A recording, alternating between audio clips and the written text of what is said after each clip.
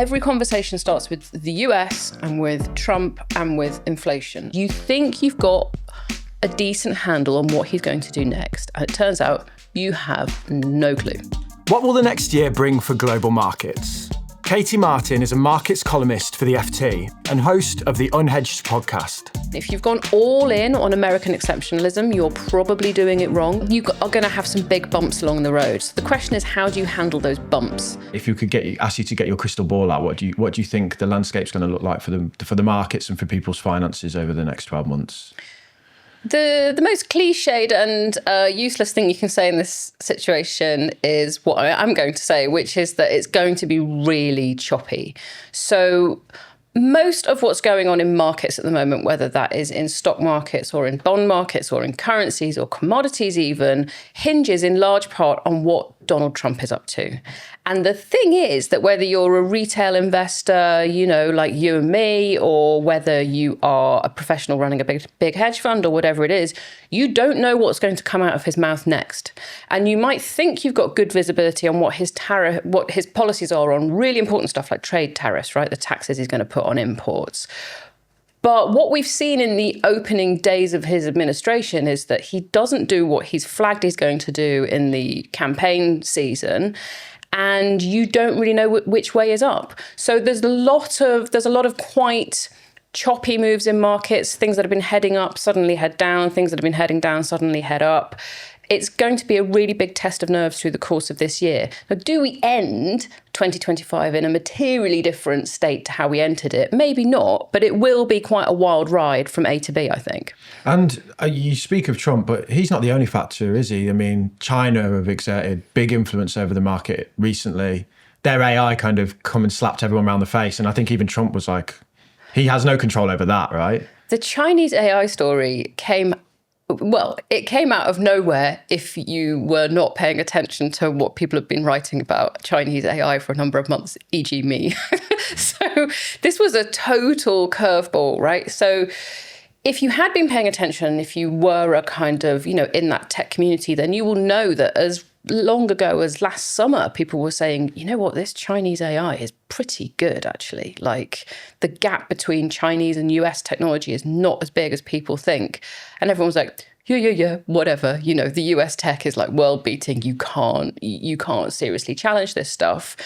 And then in December and in early January, DeepSeek, the Chinese AI that has just sort of rattled markets, they came out with more detail, and they also allowed people to kind of play with the tool. So DeepSeek is basically like ChatGPT, but it's Chinese technology, basically the same thing. And people who were looking at it, who had originally been saying, don't worry, pretty sure this is going to be rubbish, were like, oh, it's actually really good. And it's got some quite cool innovations in the way it answers questions. So I'm not going to claim to be a tech expert by any stretch of the imagination, but apparently, while it's giving you quite a long answer to things, it pauses and thinks a little bit more in the process and kind of tests its own reasoning and has a bit more of a kind of back and forth with itself to come to answers that are a bit more satisfying. So that's quite interesting, right? And the really interesting thing is, so DeepSeek, big challenge to ChatGPT, much cheaper, uses a lot less energy. But also, apparently, there's a whole queue of these Chinese AI tools that are just waiting to hit the road. So the reason this is really important for markets is that US AI, US big tech have been seen as being just utterly, heavyweight champions of the world. You cannot defeat these guys. And they've been going to the markets and going to private investors and going to governments and saying, we need billions and billions, we need trillions of dollars of investment to make this work and build all the energy infrastructure that we need around it, because these things like drink energy, like in a way that we can hardly understand. Turns out the Chinese can do it for $5 million, they're saying. Yeah. They can do it for $5 million. The end product is actually pretty good. And they need far fewer of these very clever microchips from NVIDIA in the States. And they need older versions of these very clever microchips from NVIDIA in the States. And so this knocks a big hole into the idea that US big tech is as secure as it seemed. And the reason that in turn matters is like a couple of reasons. Like, firstly, these magnificent seven stocks, right? The big US tech stocks, I'm going to forget some, but you've got Nvidia, which is a $3 trillion company, but you've also got the companies that have been spending massively on Nvidia chips. So you've got Amazon, Meta, Alphabet, which is Google, Tesla, that whole gang. They account for 1/3 of the entire benchmark US stock index, the S&P 500. So if anything goes wrong with any of those guys, which it did in recent days because Nvidia fell really hard, that's problematic for the entire market. But also, it's not just the Mag 7, as people call them. There's a whole bunch of energy providers that have ridden the coattails of this whole AI revolution. They provide the power to the data centers, or they build the data centers. These are football field size, almost like aircraft hangars full of computers. And it turns out that maybe you kind of don't need all of that, or you don't need it on quite the scale that we previously thought. And so actually some of the biggest victims of the emergence of DeepSeek in China have been US energy stocks and European energy stocks. Now, the opportunity this all throws up is if the Chinese can do it, the Brits could even do it. We could Don't get carried away. I was very optimistic. Can't even get the trains to work. Theoretically possible, right?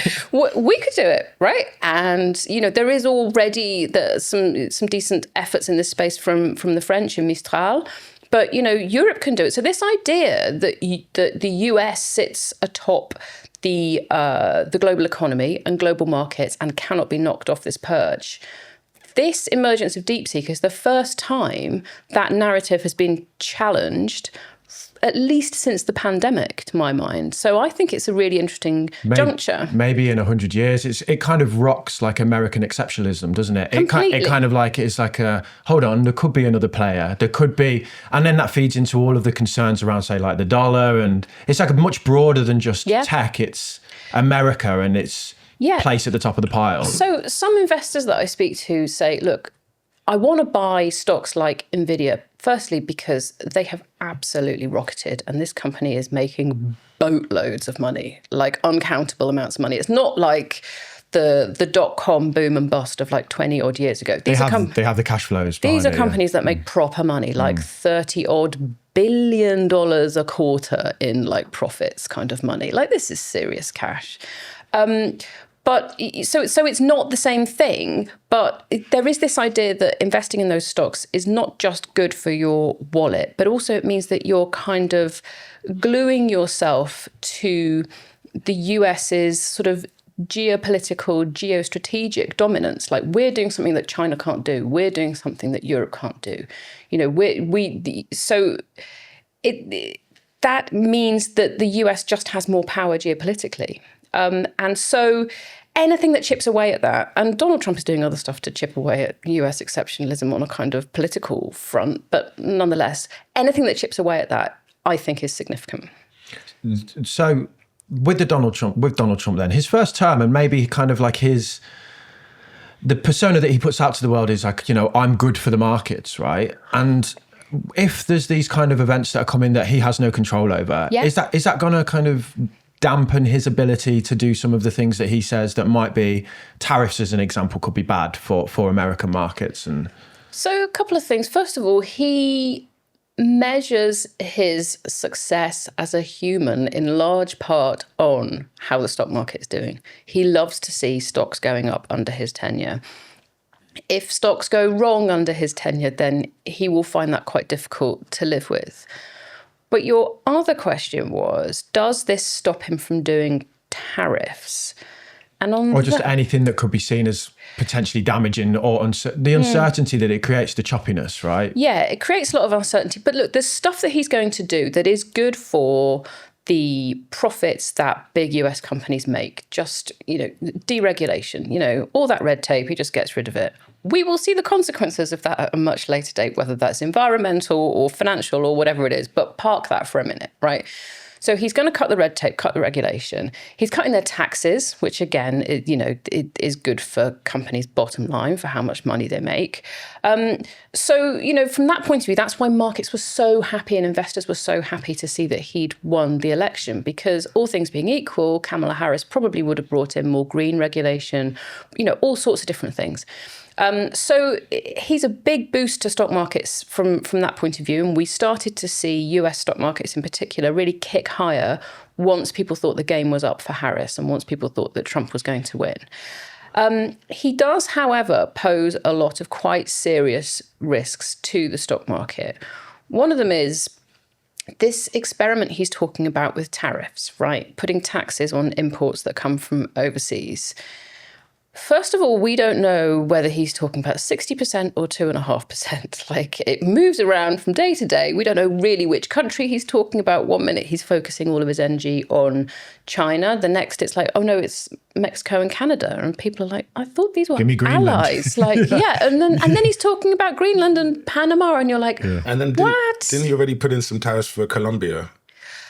Or is he in the process of it? For like an hour, yes. Like 25%. Like the TikTok ban, basically. So the story with that one, and that's the other thing, like you think to yourself, okay, I'm going to try and get like a mental map of what tariffs is he going to bring in and why and on what countries. And he's talked about how it's all about trade imbalances, right? He doesn't want to be importing too much from other countries. He doesn't want to be too reliant on them, and he wants to beef up domestic manufacturing, right? So that tells you, all things being equal, more tariffs on China. And in fairness, the Democrats have also been behind higher tariffs on China historically as well.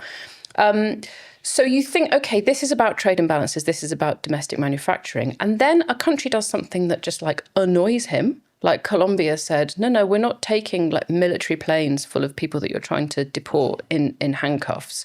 If you're going to do this at all, then you have to do it with more dignity to these people.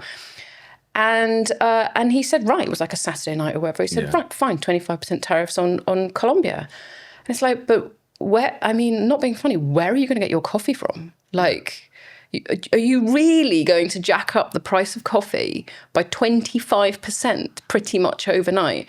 And then Colombia and Trump came to some sort of deal. There's some dispute over who really won in that deal. The White House is saying it got the concessions it wanted, whatever. This is the sort of noise that we have to put up with now.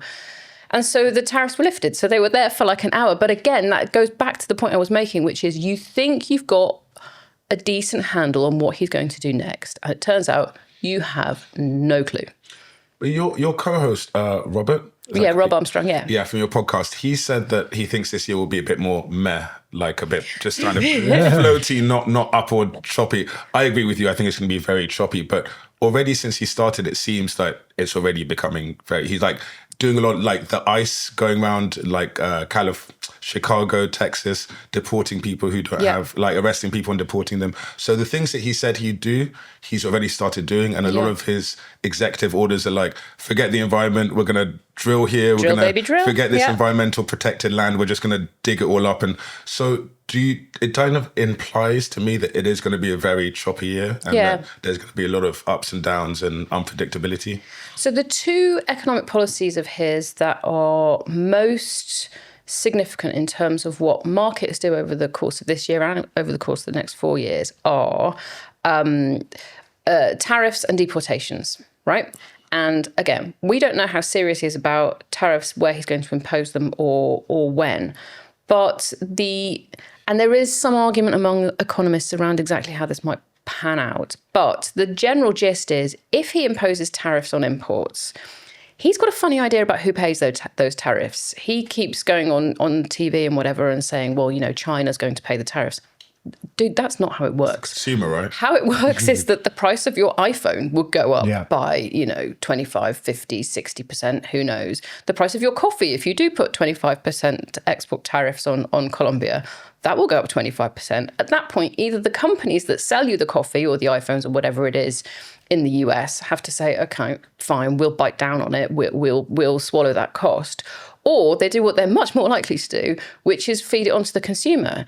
Now, and that has to be inflationary, right? That has to, if you push prices up like that, the interesting thing there is that one of the big things that really got Trump elected was inflation. Like, voters hate inflation, and they hate whichever president or government is in charge. They all got kicked out, didn't they? When that inflation takes in, they all got kicked out. Yeah.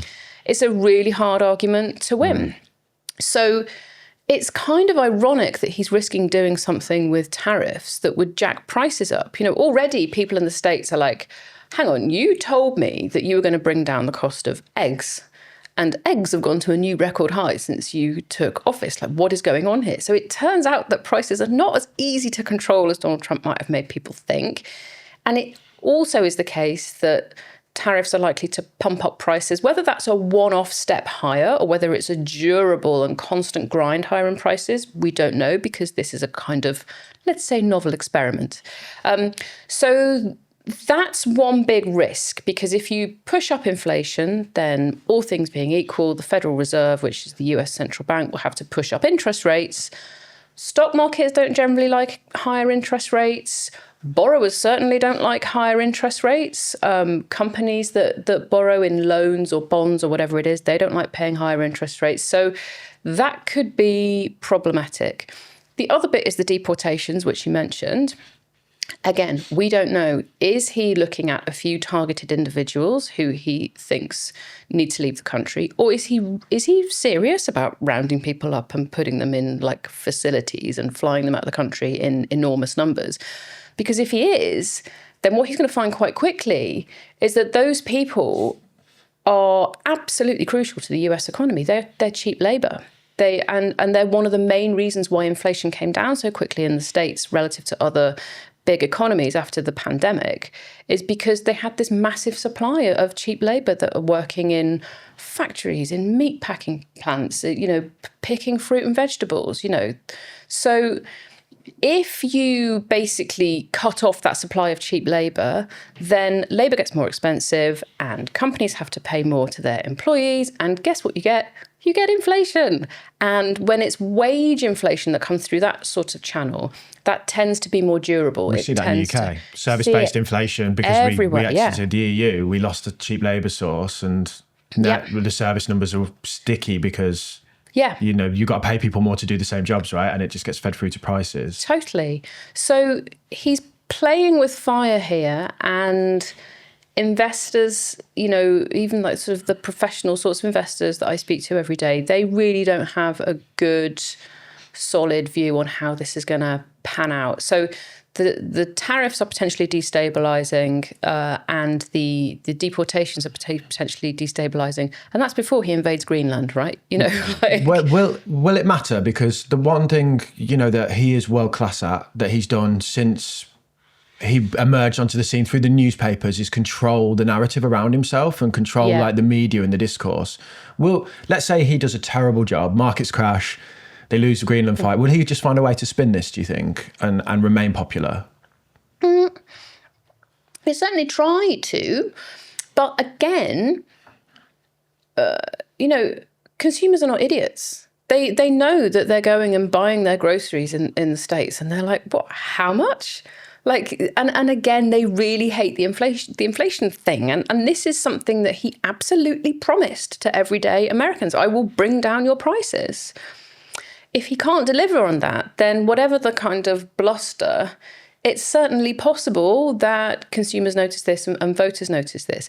This is the other thing around how volatile this year is likely to be and next year is likely to be, is that he's on a very short time frame to actually execute the policies that he wants, because in 2 years' time, there will be midterm elections. There will be, a new inflow of people into Congress.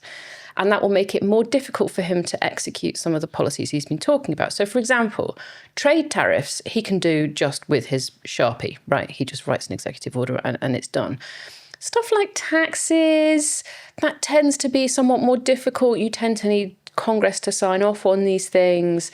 So if he's going to deliver the sort of maximal version of what he promised to the American people, then he needs to do it quickly before he has the possibility of running into a Congress that's less friendly to him.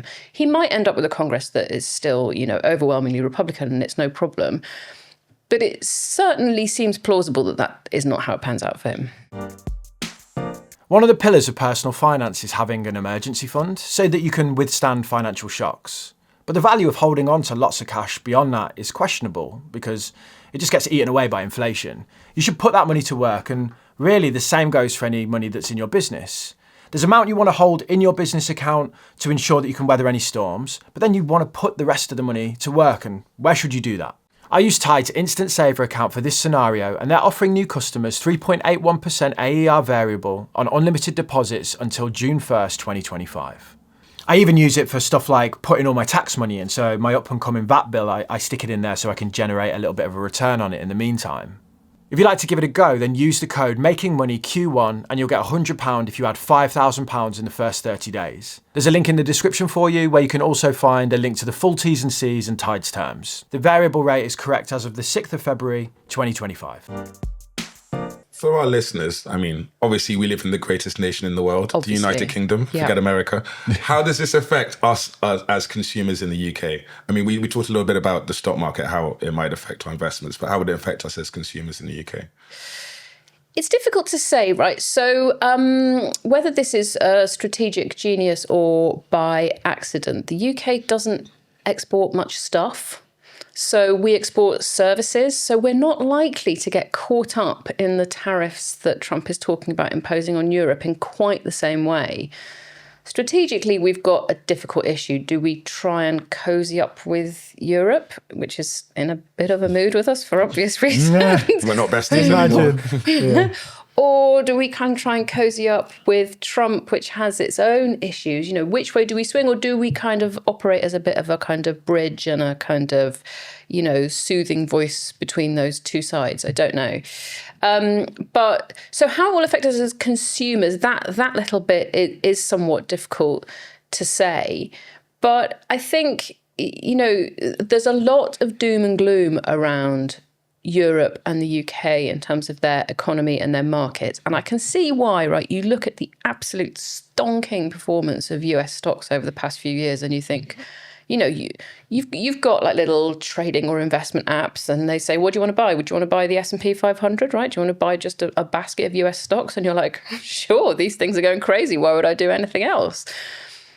But it's really not true to say that UK and European markets are like dead. They're doing pretty well. And I think what you find in markets is that if everybody hates something, if everyone has decided that Europe is terrible, you need just a couple of bits of good news and all of a sudden that can turn around really quickly.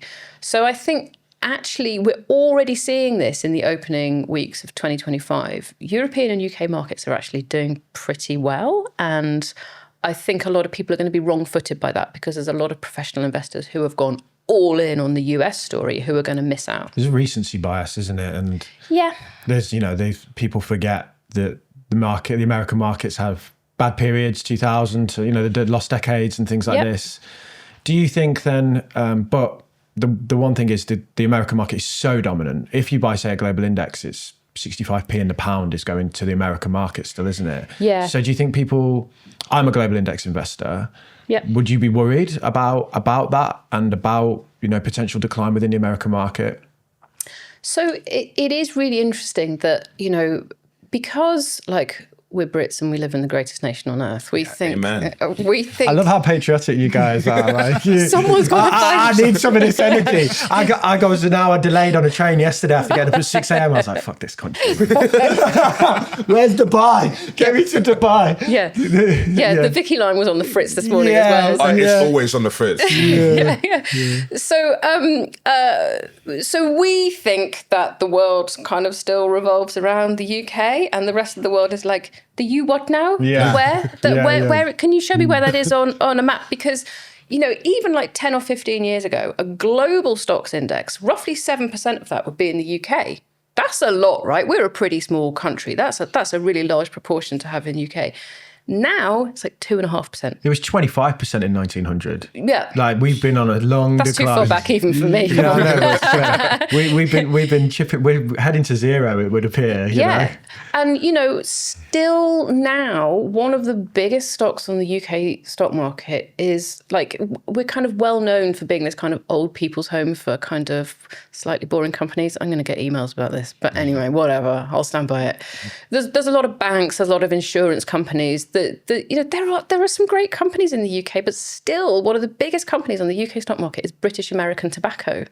That is not the sort of investment opportunity that global investors say, hell yeah, I want to buy some coal and some cigarettes. Like this, it just doesn't really work like that. Isn't Games Workshop going into the FTSE? Absolutely bananas. And I was like, on one hand, I love it because I used to collect Warhammer when I was a kid. I had bought the stocks. Chaos Marines. Yeah, I should have. But on the other hand, I'm like, is that the best we've got? I was thinking, like plastic figures is like, that's one of the best companies in England. And I know there's going to be loads of people doing Warhammer who are like, you really will get emails about that. Yeah, they're shouting at me.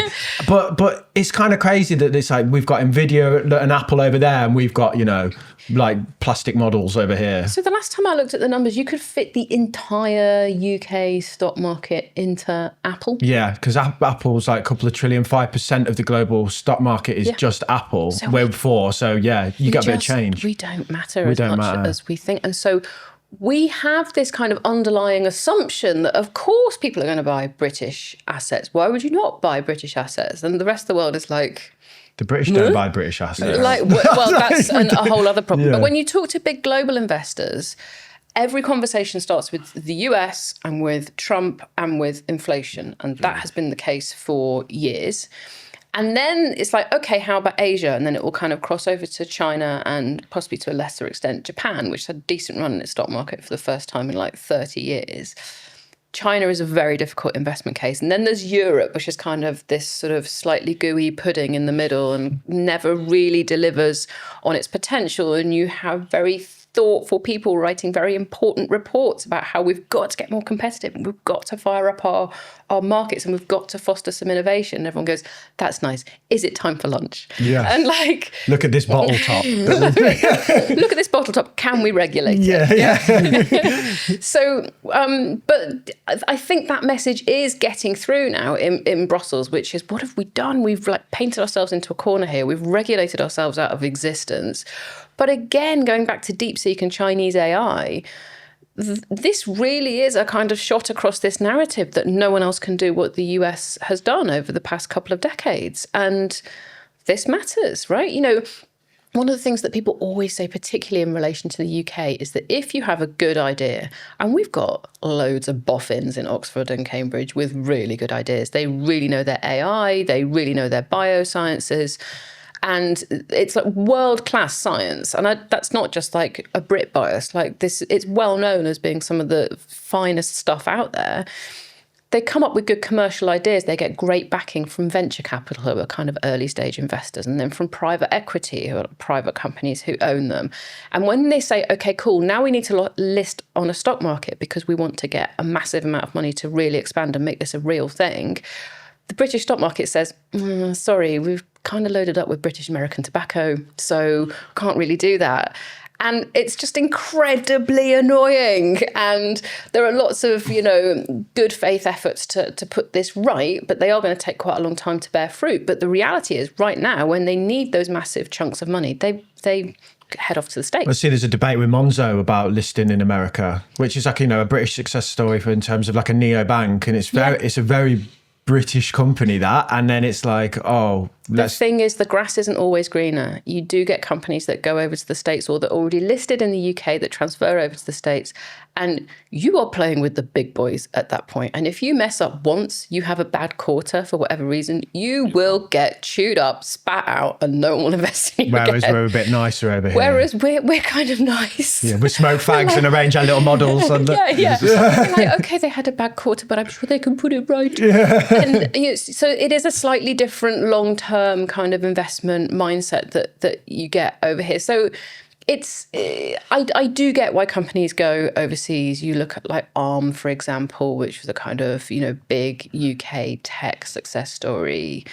it was listed, it wasn't listed. When it relisted, it went over to the States. It does happen a lot, and it creates quite a downbeat narrative around the UK. And that's the other thing that I think people really underestimate in terms of being important for the UK economy. It's vibes.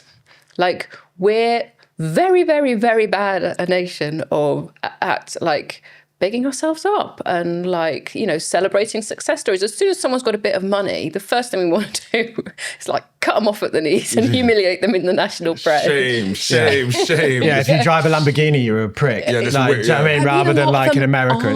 But still. they are. They really are. They really are. But like, you know, so we're bad at that, and we're kind of bad at putting the best foot forward, and we're you know, so there's a lot of that vibe stuff that I have previously honestly discounted as a serious factor in UK economic performance. But you can see that one of the things that's happened since the Labour government got elected and since the budget. So when they were in opposition, like Rachel Reeves and Keir Starmer did an absolutely standout job of charming the socks off the city. Like the big investors and the big companies, they were busy mates. It was all going to be great.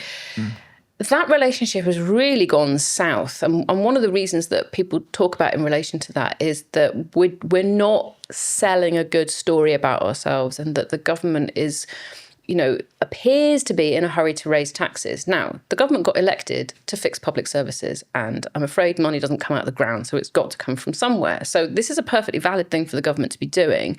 But we have got ourselves into a situation where there's a bit of a lack of trust between the two sides, right? Kind of UK PLC, kind of, you know, corporate UK. Yes, finally. What is a UK PLC or PRC? PLC. Oh, so I think you said PRC, and I was that's like, not a fair buzzer, man. It's not. But Like, I need to hit it for something. I just like seeing you jump. Like, you're like, I just want to make sure you're keep you on your toes. Yeah, so No, UK PLC. UK PLC, right? So this idea of like corporate Britain, there is quite a sort of tetchy relationship between them and the government now. Now, I think some of it is special pleading by companies that just don't want to pay more taxes, frankly.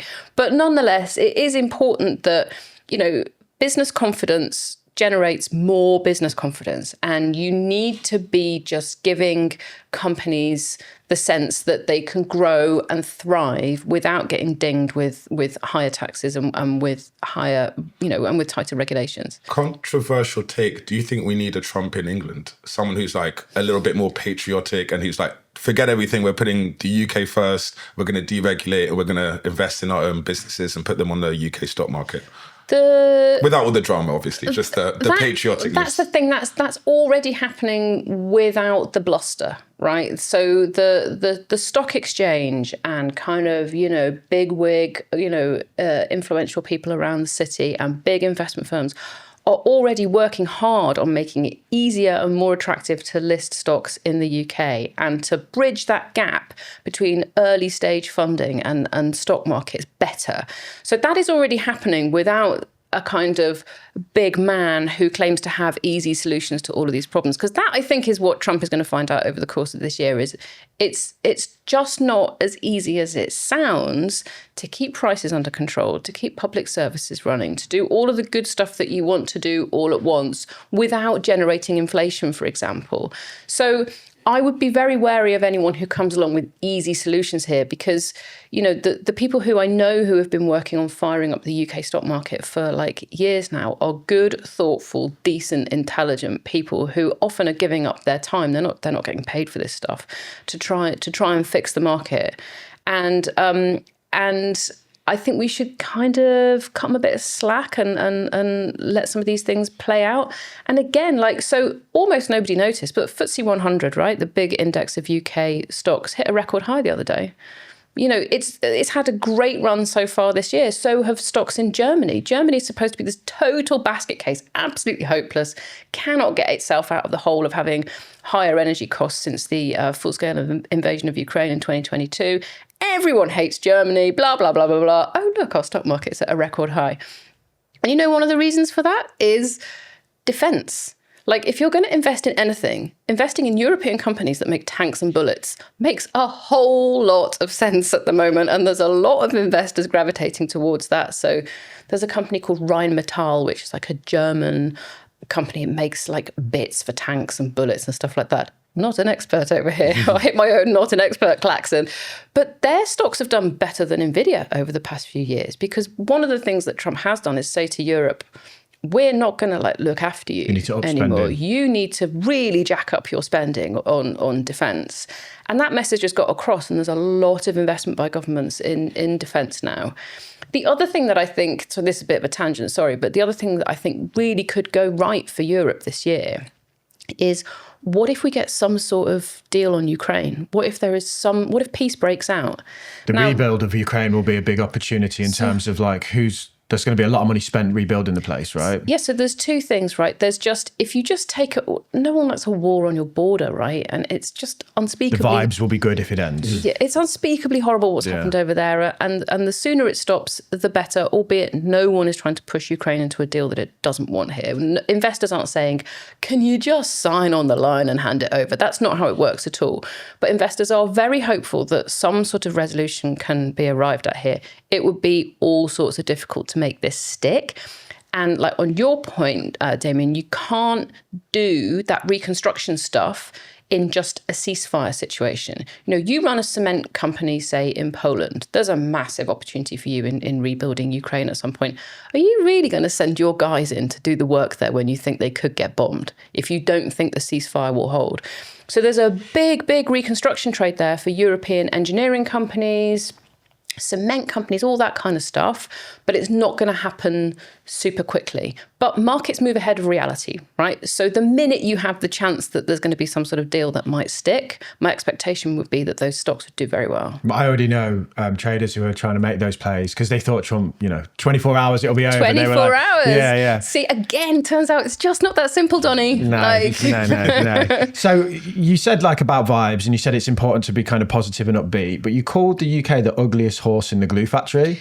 And that feels... So What happened to the greatest nation in the world? That was a quick U-turn. I can explain. So there was a bit of a kind of overexcited moment at the very beginning of 2025, right? So Trump got elected. He's going to deliver on all of these potentially inflationary policies that he's put out.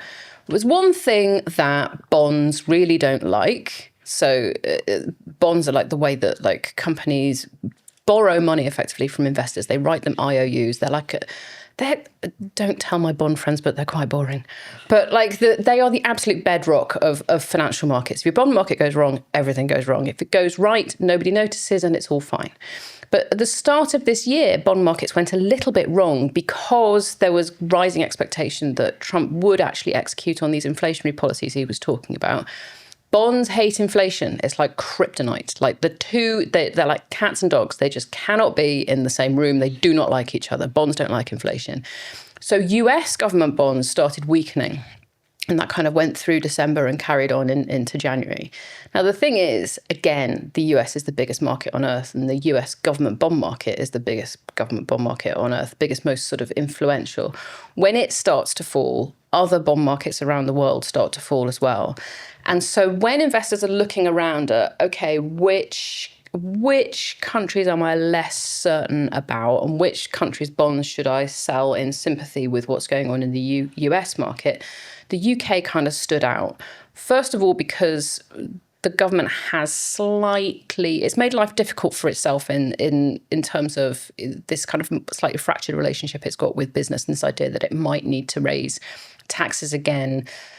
The market didn't super like certain elements of the budget in October. And so the UK just stuck out as a country that suffered a little bit more pain than the other markets. So, German government bonds also sold off. Everything sold off, everything weakened. But there was a huge amount of attention around the UK. And again, that's partly because we've got some sort of domestic economic vulnerabilities. And it's partly also because that time when Liz Truss blew up the bond market was really quite recent. And bond investors remember that period really quite clearly. And so we're still slightly on the naughty step with investors. It's you're not going to do that again, are you? And the answer is no, we're not going to do that again. So bond prices fell, and that meant that the yields on them picked up. And the yields, effectively like borrowing costs for companies and whatnot, reached the same high levels as they reached during the Liz Truss moment in late 2022, but at nothing like the same speed. So people who just really dislike or distrust Rachel Reeves, the Chancellor, for whatever reason, were very keen to leap out of their seat and get onto the internet and say, see, the market's completely lost confidence in Rachel Reeves. It's a crisis all over again. I'm here to tell you that is rubbish. So those yields, those borrowing costs have come pretty much right back down to where they started the year, largely in sympathy again with what's happened in the US, because it's like, maybe he's not going to do those tariffs on China after all. So the moral of the story is we all get caught up in whatever it is that is going through Donald Trump's mind at any one point. It's a lovely idea to think, let's just like block his name on Blue Sky and get some widget on my Google thing that just like removes his name from everything I ever read. I'm just going to pretend he's not there. You can't, because he's very material for how all of our investments behave. So heaven knows I would like to just not think about it, but I can't not think about it. So you have to track things like, is he going to like sanction Colombia? Like, what the hell is going on here? We all get caught up in Donald Trump's mess. Now, if Trump really kind of goes hell for leather on the tariffs and hell for leather on the deportations, then all things being equal, that is likely to be bad news for the US bond market, and that's going to be bad news for the UK government bond market, and there is not a damn thing Rachel Reeves can do about that.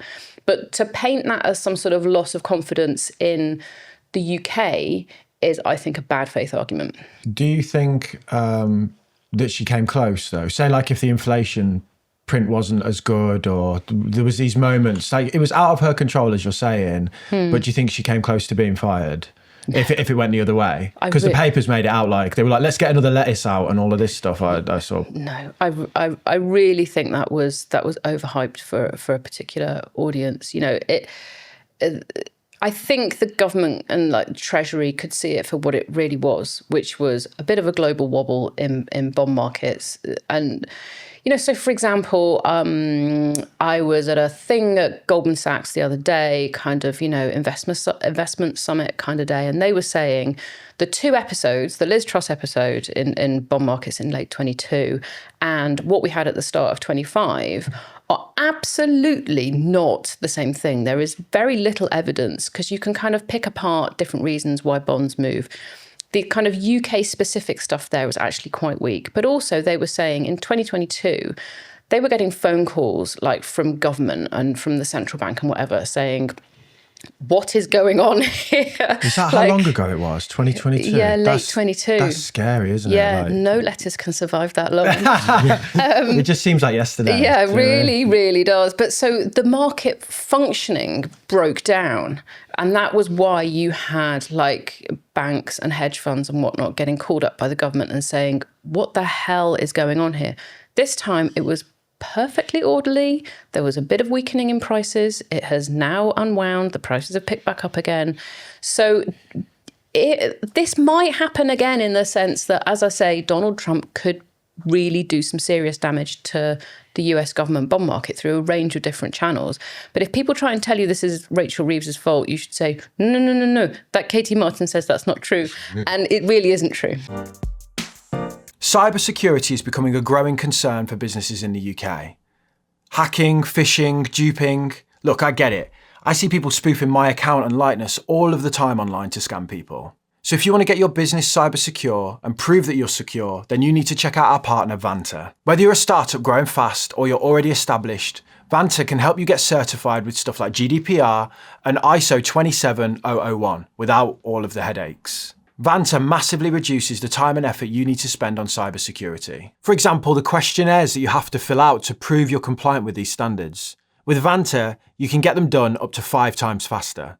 The beauty is Vanta allows you to stop stressing over cybersecurity, taking up headspace so you can focus on what you do best, which is growing your business. You can get $1,000 off today by going to vanta.com/makingmoney. There's a link in the description for you. I do want to look at Labour though and say, you know, like we say, oh, it's out of their control. The one thing about Donald Trump is he gives an air of a man who does stuff. He comes in and he's like, I'm doing some stuff and here's the stuff I'm doing. It's the vibes. The Labour government feel like they don't do anything. Or they haven't done anything. The irony is that they have done loads of stuff. Like it's just what? that it's like not as flashy, right? They're making real progress towards, firing up some infrastructure projects and kind of loosening up planning restrictions so that you can just build some more damn houses and you can kind of, get commercial property up and running. So they are doing stuff, but it's a bit more of the sort of thoughtful tinkering around the edges stuff and a bit less of the big flashy, here's a big new development. I'm going to put a ribbon on it and I'm going to cut it. And then the ribbon's going to be in red, white and blue. And, all this kind of jingoistic thing. That's not their style. The elephant in the room there is Brexit. So the thing that has been just disastrous for UK business investment. So we've got one in the FT today, in fact. Like, you look at business investment over the past sort of 10 or 20 years, you look at like US kind of, it rises, it takes a hit over COVID, obviously, and then it kind of recovers and keeps on rising again. Same story in France, same story in Italy. UK business investment just flatlines pretty much since 2016, and that's Brexit. And so the government has a really difficult job there in figuring out when might be the right time to say, maybe we made a bit of a boo-boo here. Maybe this was bad for UK business, particularly UK import and export. Maybe there's something we can put right here. I'm not a political wonk, but I do know that is a difficult conversation to have. They don't want to alienate people who voted for this and voted for them. It's a really difficult square to circle, but every honest economist knows that this is the big issue, is having that friction in trade with our biggest trading partner. And what can we do to unravel that? Can we have a Brentry and go back into... That is such a good term. I've not heard by of T, that. a Brentry, the opposite of Brexit, guys. We're going back in. We're not leaving. Re-entry, although it might need some work. But I mean, over the course of my lifetime, and my grandmother is 101, so I'm planning on kicking around for quite a while. Over the course of my lifetime, I think that's plausible. Over the course of this parliament, no chance. Zero. We're just not ready to have this conversation. Who wants to get back into another 6 years of chat about that again? Can you imagine another referendum? I think the reason no one talks about it is because everyone got so sick of talking about it. Yeah. That's one of the reasons. We just got It was just a huge national argument, and people have quite a low appetite for getting into this huge national argument all over again.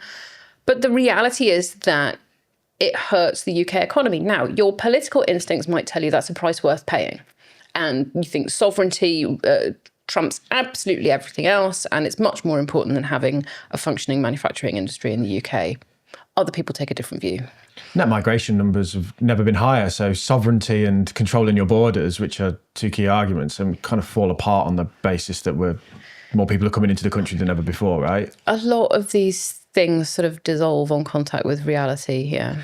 With the Brexit thing, let's park that. Let's look at the Labour government and do you think they're doing a good job then? Because I think they needed quick wins, and they need to do stuff that people can point to and go, it's better now than it was 6 months ago. And I'm not sure that we have anything yet. The problem is, and I'm not here to carry water for either side really, but the problem is, as the government would say, public services have been starved of funding for a really long time. You go to your local A&E and they're like, people in the corridors and the waiting rooms are just like fit to burst. And that's just not something you can like flip a switch and make it go away. You can't fix that without fixing social care.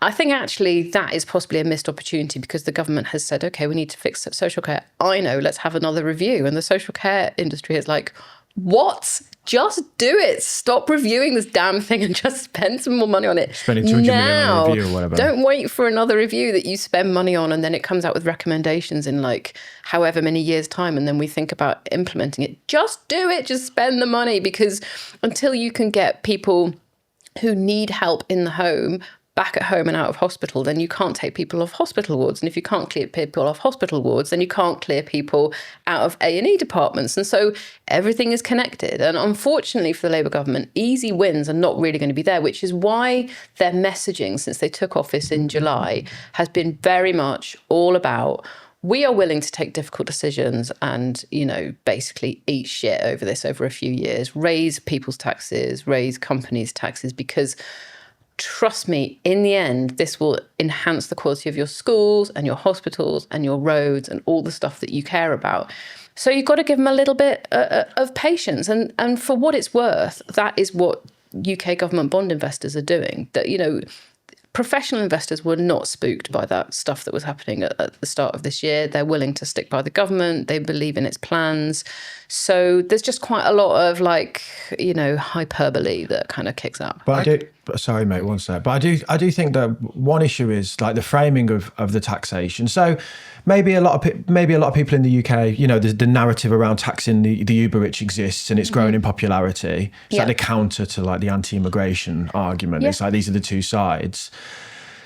Labour come in and say, we won't tax workers, they increase employers NI, which is a tax on workers. It's just like, come on. Like, and I think that's what I look at and go, why are you doing that? I think there's this historic thing where, the Labour Party and voters are, slightly stuck in the past in terms of, Labour always thinks it has to reassure people that they're not going to do a rerun of the 1970s, right? They're not going to kind of tax everything out of existence. It's like, guys, I know because I was born then. That's a really long time ago. Why don't we just move on? Stop apologising for stuff in advance and give yourself a bit more flexibility. But this is the political reality. It's very difficult to get through quite hostile parts of the press and UK media if you've got a high tax kind of agenda. But the reality is, if we want an NHS that's free at the point of care, that costs money. And so, there's this kind of age-old thing that we're trying to run a kind of, lefty social democratic public services like you see in Scandinavia with a US-style low-tax economy. And those two things they don't really sit very well with each other. So we sort of muddle through. But yeah, the big mission for the government now is that they have heard what you're saying, right? Which is that you can't always be talking about higher taxes and higher regulation. You have to put forward a really strong growth program. That's what they're about to do, and we will see how well people receive it. I'm with Dame on this one, because I feel like when you go to the White House website, you see Donald Trump, you see eagles, you see guns, you see you all want this. Eagles and guns? No, well, I mean, who doesn't like eagles and guns? But it's like a movie on America. America. It's like a movie on the White House website. Then you click out the movie, and then you see all these dozens of executive orders he signed, and you're like, as an American, you would feel, okay, there's a change, there's a big shift going on, we've got a new president, everything's going to be different. I feel like with the new Labour government, everything kind of feels the same. There isn't that impact of change, and things aren't There's no things vibe. don't seem to be getting better. To me, it seems like we're still in the same government because nothing's really changed. The vibes are off. And things are still expensive and it's not like they're saying, we're going to do this, we're going to make these big changes. I understand you're saying it takes time, but I would like to hear and see some stuff, because people voted for them for a reason, to see a different change. And personality is the game. And I don't this whole thing of you can vote for personality, or you can vote for us and we're boring and we'll do some stuff slowly. No, the world is personality driven. You need to have someone with a bit of pizzazz. Yeah. That kind of. But with limited pizzazz, Keir Starmer did get elected as Prime Minister of the UK. Because he was the best of a bad bunch, we've people had would say. pizzazz, we've had Boris Johnson, we've had kind of radical and exciting, and that was Liz Truss, and we all know how that ended up. So we've tried. I wouldn't call Liz Truss exciting. I wouldn't say it. she was exciting from the point of view that economically, and she was only in the hot seat for 42 days or something, so it is easy to remember. Maybe 44. I think there's a bit of argument. Yeah. But anyway, she was like, I'm going to rip up the UK's economic model and start it all over again. And it was like, no, you can't just do that. So again, that goes back to my point that kind of being radical sounds great. Maybe in some circumstances it is great. But if you screw your economy in the process by, sending the entire UK government bond market just swirling around the toilet, then nothing good happens. So markets, for what it's worth, I do understand this this feeling that we could do with something exciting, right? But markets really like boring. They love boring. Boring is predictable. Boring, because again, you go back to Donald Trump. You don't know what he's going to tweet tomorrow. Got no idea what his tariff policy is. It could change. It could just absolutely do a 180 overnight. You've got no idea. UK, you know where you are. And that means you can do long-term investment. What I want to take away... I really feel like I'm doing a spokesperson No, job no, for the no, Labour no, government no. here, which is not my intention. I think let's look at what the Conservatives were. It was chaos, right? It was like a soap opera. Every day was the discussion was about like the madness that was the politics. Yeah. Whereas now it's a lot more sensible and it seems to have calmed down. I get that.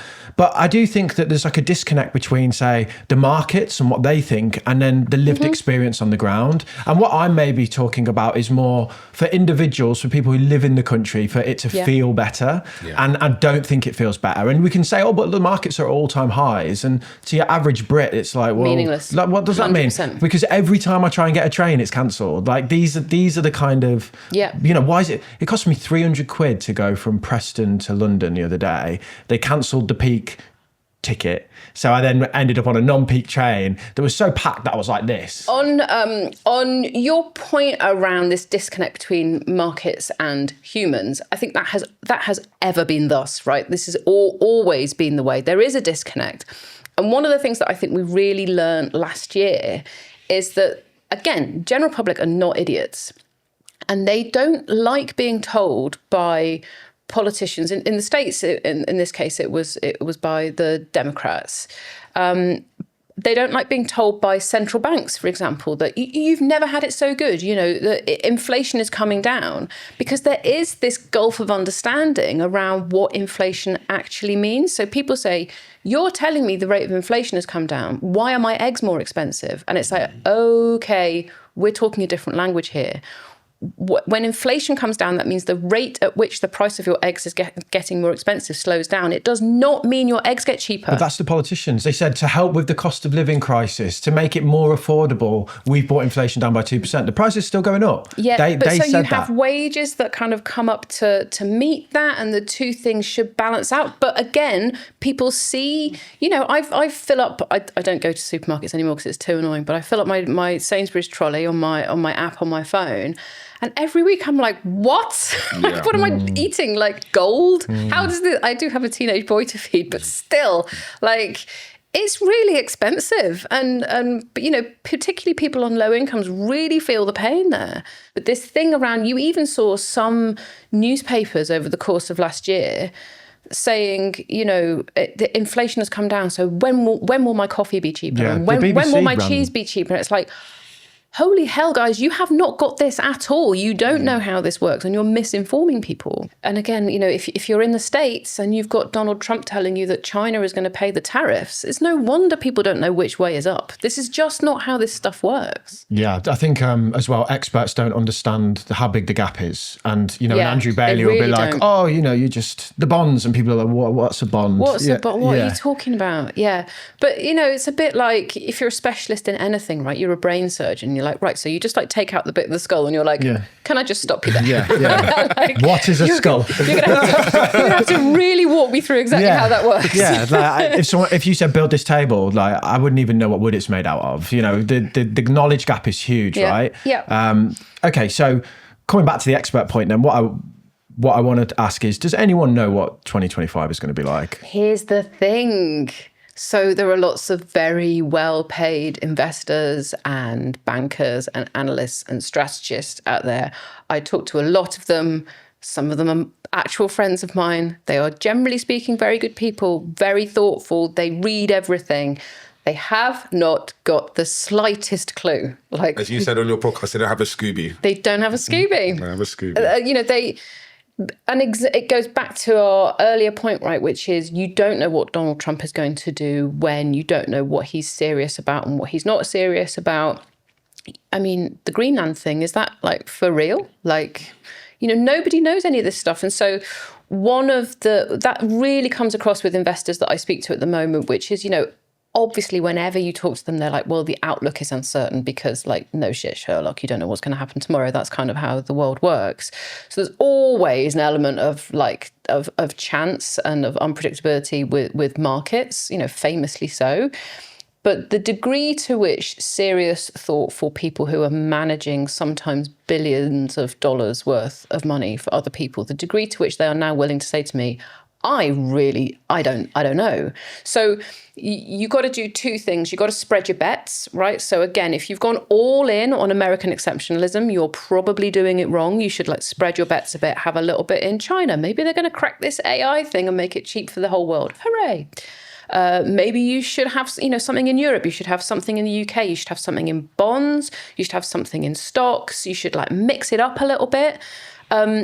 So that's what people are doing. They're mixing it up. They're spreading their bets, and they're being very willing to like change it all up at the drop of a hat, because you've got to be nimble because policy is so all over the place. There's a very nice hedge fund manager who I speak to quite a lot, and he's like, it really would help my mental health if I wasn't getting phone calls from people at 2 a.m. saying Trump has just done something that's going to like be bad for your US government bond holdings or whatever. Like, you know, it's exhausting actually to be managing other people's money at the moment because you don't know what's coming out and when. So the levels of uncertainty are much, much higher than I'm used to encountering with people who are not idiots. So to us idiots then, it's even more exhausting trying to manage your own money, right? Yeah. Especially if you don't feel like you're an expert and you don't have a grasp and it's like that you don't really understand everything. Do you think people should just tune out the noise and just, you know, consistently invest? There's a certain amount of that. If you are annoyingly young like you two, you have got like plenty of time to ride this out. How old do you think we are? Hey, don't tell them, mate. They all think I'm 30, mate. Don't tell them my age. Well, you just gave them a clue there. Yeah. But like, you've got time to ride this out. So US markets could go badly wrong this year, but you've got time to fix it. So I know, because I was watching some of your previous work, for the love of God, get yourself a workplace pension and pay as much money into it as you possibly can. I came from like a family that had no money whatsoever. The minute I had enough money to pay into a pension, I put in the absolute maximum that I could. And I'm glad for that every day. And there have been good years and there have been bad years, and I have barely looked at it. I'm just like, it's fine. You just do your thing. It will grow over time. You've really got to do that, and you've really got to be patient. The other thing, if you are doing some sort of investment that's layered on top of that, you know, in addition to a pension that's been managed professionally, only invest what you can afford to lose, and don't put all your eggs in one basket. Would be not my financial advice, because I'm not a financial advisor, but that's common sense. How many people have I got to get here that say global index, or spread it around a bit before you just say I'm right? It's true, though. It is true. You know. So a global index fund do you think is still okay at this time, even though, you know, America is quite a large proportion of it? And there's so much uncertainty in America, because obviously we're both very keen on passive investing. Before you answer, Passive, one thing is like, what's the alternative, right? What is the alternative? I mean, you know... Go long on Trump coin. Don't. You will lose it all, don't. By the time this goes out, that thing could be It could be zero. It could be like the world currency, or it could be zero, yeah. My bet is on the latter, I've got to say.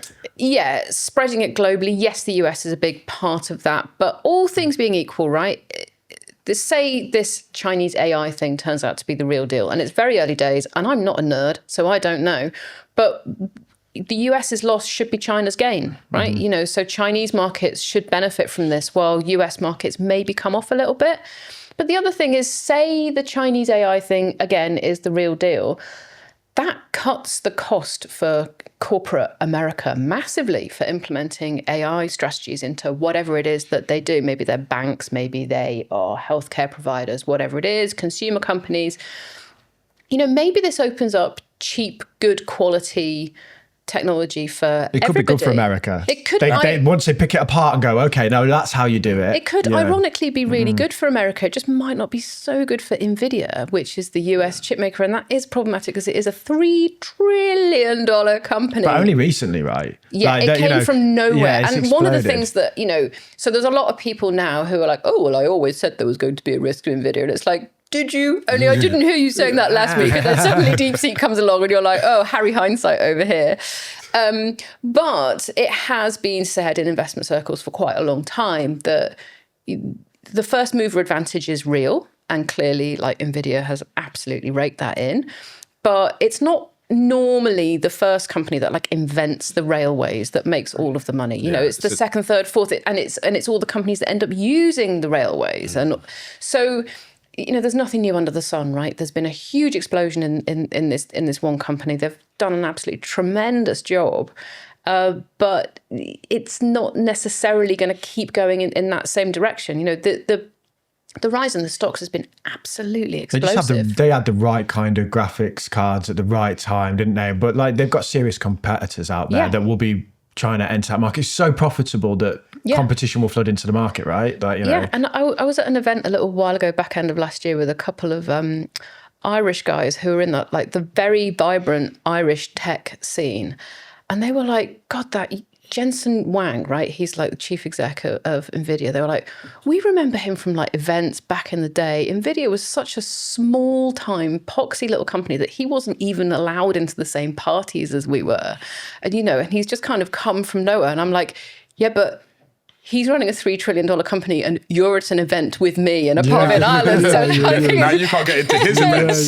So it's pretty clear who has won this game. But it just goes to show, you know, you think you know who the winners are going to be, and you really don't. And again, like that goes back to your point about like passive. Like if you think you can pick the individual stocks that are going to beat the market, best of luck to you. I wish you nothing but luck and wealth and happiness. But I'm here to tell you, you're going to find that very difficult because you just don't know where the dice are going to land. And passive investment, again, I will get emails from active investors. I'm very sorry. I love you all very dearly. But, you know, the stock pickers, every year the stock pickers like, this is going to be the year for the stock picking. If they're listening to this, they're punching themselves in the face because we have a go about, we talk about passive all the time. So some of them really know what they're doing, the stock pickers. And I absolutely don't deny that for a moment. But for most people who want a low fee, dead cheap, really diversified investment, that's why passive has taken off as it has over the past 30 years. It's dead easy.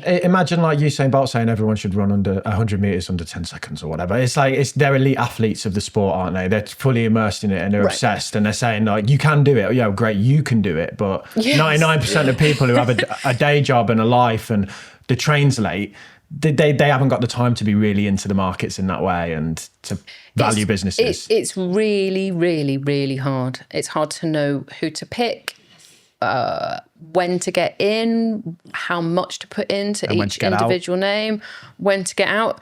You know, if this is your idea of fun, then sure, have a little bit of a kind of individual company stock picking thing on the side of what you do with passive. But if you do well, then a large part of that will be down to luck. Yeah. So we've talked about how you can't escape Trump, you can't run away from him. So if you're a long-term passive investor, what should you be really doing this year with all the turbulence? I think it's hard to argue that the US is toast, right? So the US stock market is going to perform pretty well, would be my expectation. But you are going to have some big bumps along the road. So the question is, how do you handle those bumps?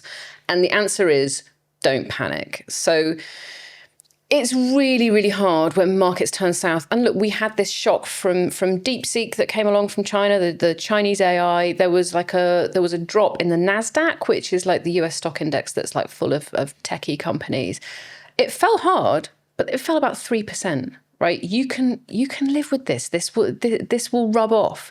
So even when stocks fall really horribly, it's not necessarily a good idea to kind of get out and do the opposite. It's really worth having a bit of money like squirreled away in cash, right? Just like on deposit in a cash ISA or whatever. That is, you know, yes, it's boring, but it's never going to do you wrong.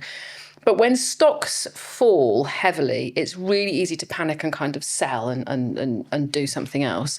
So I remember in 2020, COVID crisis, stock market got absolutely hammered, like at a speed that I have not previously seen. It was really rapid. It was really ugly.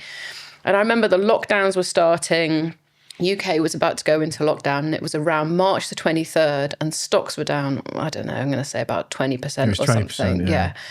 And a few fund managers that I speak to were like, right, I'm going to buy. And I was like, are you on drugs? Are you completely mad? What do you mean you're going to buy? Like, we're only just going into lockdown. They were like, it's not going to get worse than this. The authorities are going to step in. They're going to make sure that markets behave themselves.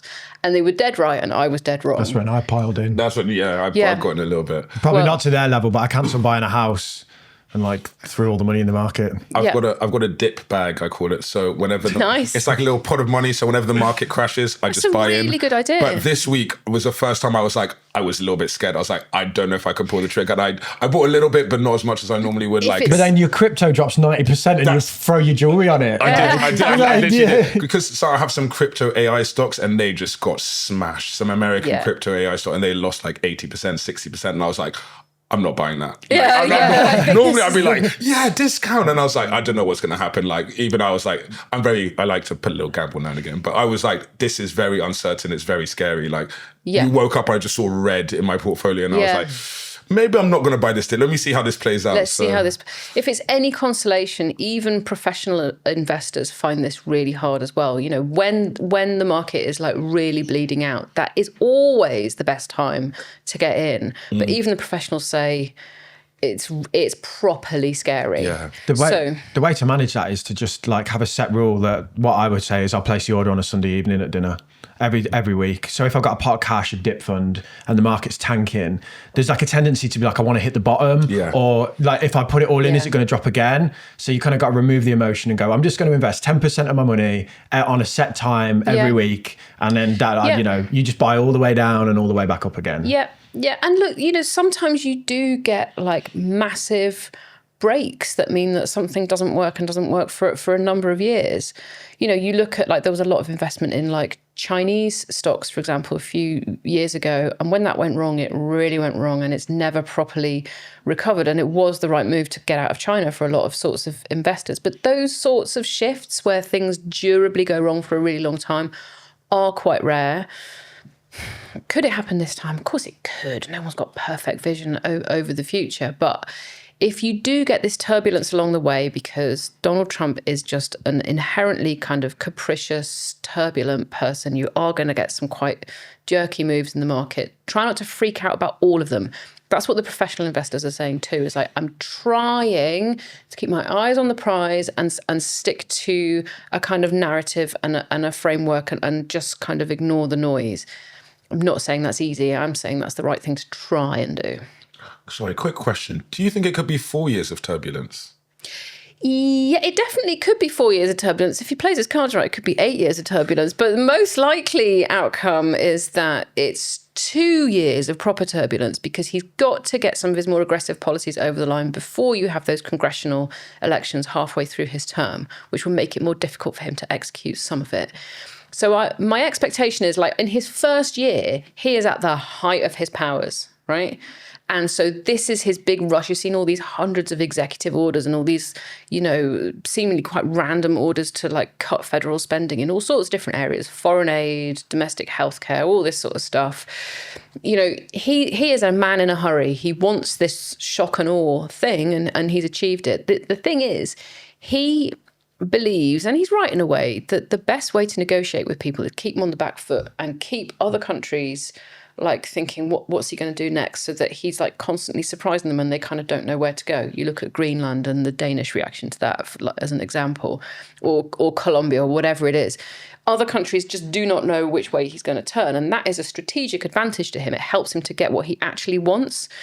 The unfortunate byproduct of that is that markets end up all over the place because investors don't know what he's going to do either. So it's just going to be a bit of a mess. So what happens if you're older and you need the money in the next few years and you don't have decades to wait out turbulence? You know, we were talking earlier about UK government bonds. They're chucking out pretty good yields at the moment. They're chucking out pretty good returns, and they're very, say what you like about the UK, say what you like about Rachel Reeves, we're not going to fail to pay our debts back, right? So you're going to get that money back, and there are some really good returns on offer. If you really know what you're doing, there are individual UK government bonds that have preferential tax treatment, and so you can get some very nice returns out of them. The other thing is cash. right? So I'm still getting 4.6% or something on my cash ISA with like really low fees. That's higher than the rate of inflation. It's a decent little stash of money that's there for like rainy day stuff. Need to take the dog to the vets. I've got some sort of expenses to pay. I've got very expensive children, all this sort of stuff. You know, it makes a lot of sense to have a bit of money in basically risk-free stuff like deposits and bonds. Like a nice buffer. A nice buffer zone. Everyone likes a buffer zone. Yeah, because, you know, like I think longevity, you said that you're going to live till 101. That'd be nice. You know, people are going to need to be invested for a lot longer. So I always encourage older people, you know, people who are in their 50s and think, oh, I haven't got decades ahead of me. You have. You know, you're probably going to be in the market for as long as you've already been. If you plan on living to 100, which I think we all have to kind of, because if you get to 80 and you run out of money, you're in trouble. You say, well, I'm going to be invested for 40 years. So I do have time to wait it out. What I need to be able to deal with is sequencing risk and short-term drops in the market. And you do that through a good cash buffer, 3 years or some bonds or whatever. The other thing to bear in mind is that UK stocks, in contrast to US, pay really quite high dividends. So these companies that you invest in are effectively handing money back to you every year or whatever it is. It's kind of a sign of health. It's how it's perceived of UK companies. But, you know, like US companies are terrible at dividends. They're getting a little bit better. But, you know, so that is a source of income for a lot of people. Dividends from holding certain like UK stocks got much higher dividend yield than a lot of other countries. Certain European markets are good at dividends too. If you just leave them, they will just recycle into your portfolio. But you can just get a check if you really want to, if you're invested in the right UK stocks. Yeah, even income paying like indexes, you can obviously get high yield ones, but I think even like VWRL is like near 2%, which, you know, it's better than a poke in the eye, right? Yeah, especially if you've got it in tax efficient accounts. You know, if you've got a lot of money inside of an ISA or something and you're drawing 2% off that, you probably need 4% of the portfolio a year as like a safe withdrawal rate, you know. There's ways to manage it, right? Yeah, sometimes boring is good. Yeah. I want to finish on one last question. We've talked about transformative technology, and the biggest piece of transformative technology in my household in recent years has been my air fryer. And Tamaine says that you hate these things. You hate it. You think it's just a small oven, and I agree because That's the point. Yeah, but your co-host is American, right, Robert? And he like broilers or whatever they call them. and they like air fryers a lot in America. And for people that don't know, it's just like a little oven, and it's like this big. Exactly. But my point is, look, fine, air fryers, whatever. But most people already have an oven. Also, air fryers don't need to be like your whole personality. Just shut up about them. I don't talk about my microwave. I don't talk about my oven. I don't even talk about my coffee machine. Or I've got one of those taps that does like boiling water. I don't go on about it. Those are cool though. I just want people... They are, because you just want a cup of tea and you're like, bosh, tea. Yeah, they are really good. But I'm just saying it doesn't have to be your whole personality. Please shut up about air fryers. Have you used one? No, but like my... I think we'll end it there. No. This is a hill I'm willing to die on, is all I'm saying. Yeah. Well, thank you so much for your time. Thank you so much. Pleasure. I loved it. Thank you for waking us up today. We love getting all of your questions, and one that we get time and time again is, I've just come into a lump sum, what should I do? Ask Tamaine, he's going to say, put it all on red. Ask me, and I'll say, I don't know, to be honest, because I've never had a lump sum. So I think it's best with this question that you probably ask the professionals so you don't get it wrong. So what we're doing is we're hosting a completely free webinar with financial advisor and friend of the podcast, Lisa Conway-Hughes. She's been on the podcast with us a few times, and she will outline the key options and considerations for handling a lump sum. If you want to join the waiting list for that, then there's a link in the description. And if you want us to do any other webinars like this or have any other questions that you would like us to answer, I've left the email below as well that's best to reach us on.